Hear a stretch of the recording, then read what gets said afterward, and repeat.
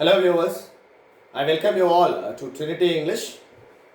We have been learning about the writing skills or creative writing nowadays. I hope all are fine in this pandemic situation, and I welcome you all for great world of knowledge.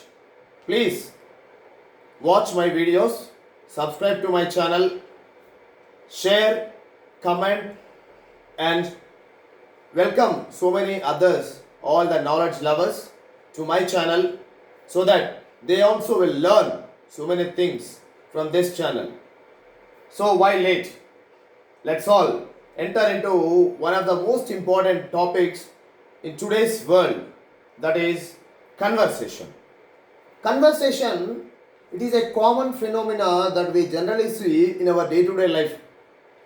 It is not anything new that we are going to learn now. We have been doing in all throughout our life.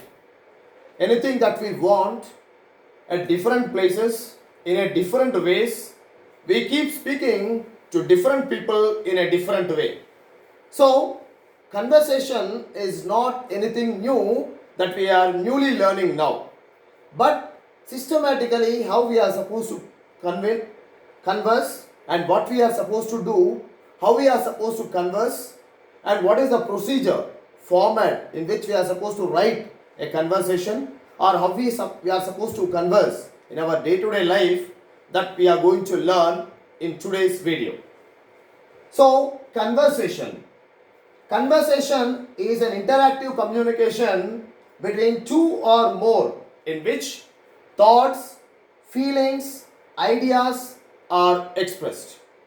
Here we express whatever we think in our mind, whatever we feel, whatever we imagine, everything we communicate to the other person or group of persons.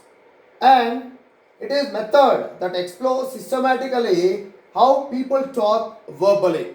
So this is that we are going to learn now. And speakers are viewed as taking turns. The speakers, they take turns. If there are two characters or if there are two speakers, A and B, they take turns in speaking with each other. And now we are going to see what are the different features of the conversation. Yes. See, first, features. We have dialogues with 10 exchanges. Most of the times, in so many books, it is given about exchanges. What do you mean by this exchange? Means, when two people speak, speaker A and speaker B, if speaker A speaks once and if speaker B replies to it, that is called one exchange. And in that way, we have around 10 exchanges of dialogues. And we have a sequential order. Here in the sequential order, ideas are expressed in proper order, one after the other. The ideas are sequenced or expressed in a proper order. And next, adding useful exchanges and ideas is very important. If they are irrelevant, if they are not proper, then what happens is we cannot communicate or we cannot speak to the other person in a proper way. So, we should not have useless exchanges or ideas, or we should not fill the pages in the examination for the sake of filling them. But that should be productive, that should be communicating an idea or the thought. And one more, we should not end abruptly. You should not end suddenly. And it should involve or include others. And here, expressions and features depicting social norms. And here we have a politeness in our conversation, relationship, willingness. So all those ideas should be given here very clearly. And then we have to also include certain short responses such as It's a good idea. I'm not particular. It's a great thing. Use dialogues apt to the context. What is the context for what we are speaking and how we are supposed to respond? In that way, we should respond in a proper way. If it is in our daily speaking, we have the speaker and the listener. But when you're writing the examination, the speaker and the listener, speaker A, speaker B, both the writer himself, or if I am writing the exam, I myself become the writer as well as the responser in the examination. So I should think what A is going to speak and what B should respond to it. So in that way, I should be able to think in two different ways. So this is here that we are supposed to use. And we should also have well formed sentences. The sentences should be formed in a proper way. And what are the grammatical aspects? What are the grammatical tips that we are supposed to learn? See, we should use tenses in a proper way. Whether are we trying to communicate about present, are we going to speak about future plans, or are we going to speak about the past? We should know very well. And next one is subject verb agreement. If the subject is singular, the verb also should be singular. And then we have the types of sentences. If it is interrogative, if it is a question, how it is supposed to be there. If it is assertive or declarative, how it is going to be. If there is a elder and youngster, officer and the subordinate, if they are speaking, we have imperative sentences, either commands. If you are asking very earnestly or you are requesting someone, then we use imperative sentences. And then contractives, contractions that we call as don't, I have, won't I, am I, all those things. So all those things we are going to use in our day-to-day life. And then here, discourse markers. So in the discourse markers, we use I mean, you know, oh, actually, frankly, all those phrases, and then we make it more meaningful in our conversation.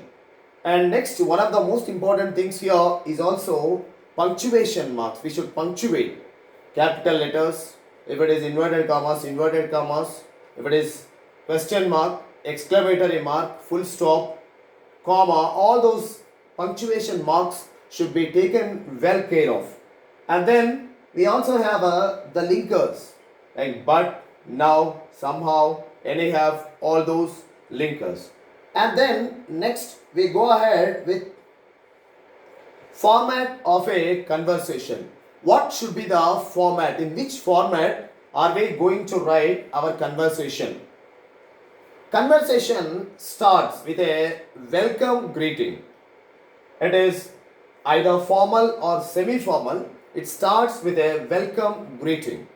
We wish maybe good morning or good afternoon, hello, hi, and according to our situation, we start the welcoming greeting or welcome greeting, we call it as. And it continues with introduction to the topic in case of specific conversation. We have two types of conversation, general conversation and specific conversation. In the specific conversation, after the greeting, after wishing the other person, after you ask how are you or so on and so forth, in the conversation, the next part is you just introduce the topic about which you are going to continue the conversation. And once the topic is introduced, here we would further proceed with the exchanges for the topic, start after the introduction.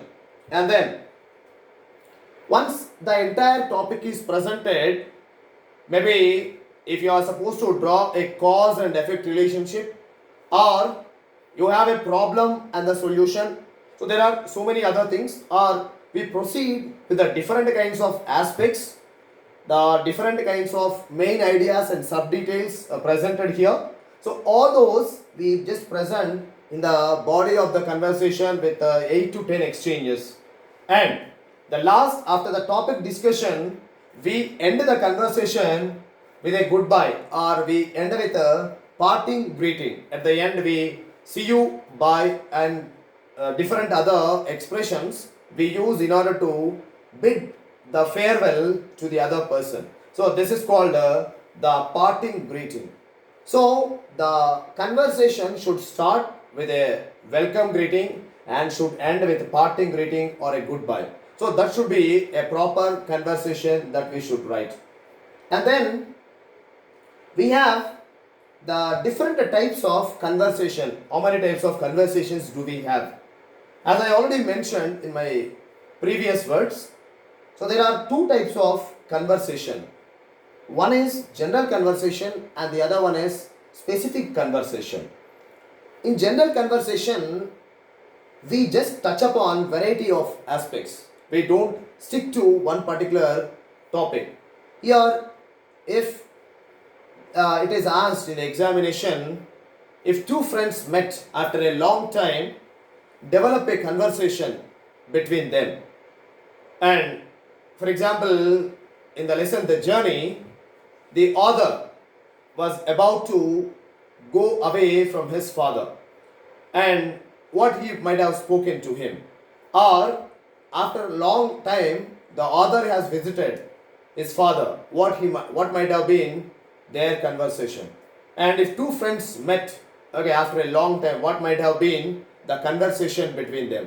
In this way, you have different topics where we have to touch upon various sub details. In that case, you would be touching upon variety of aspects. So this is called a general conversation, and it has no specific target to hit upon. So when you talk about the general conversation, we don't have any specific target or we don't have a specific topic to cover in that. And second one is we have a specific conversation. As I told you, specific conversation covers a single topic. For example, if someone asks you, what is your preparation for your exams? How are you preparing? And then how the first person prepares, he talks about, he explains to the other person and asks the other person how he had been preparing, what type of tips he has been following, and so many other things he talks about. And then the continuation would be at last what they should do and how they are supposed to prepare for the examination. They exchange their ideas. Yes. And then it touches upon only a single topic and discusses completely about it. You should not deviate into other topic. You should not jump upon the topics. You should touch upon only single topic and then we should write about. And sometimes it mentions the problem and leads towards the solution and the conclusion also. And here, so this is the way or this is the method in which we write the conversation. And in my further videos, I also will upload you about how the examples of conversation can be. Thank you. Thank you one and all the viewers. Thank you for watching my channel. If you like my video, please like, share and subscribe to my channel and pass to so many students. Thank you for supporting me. Keep supporting me for a longer time. Thank you.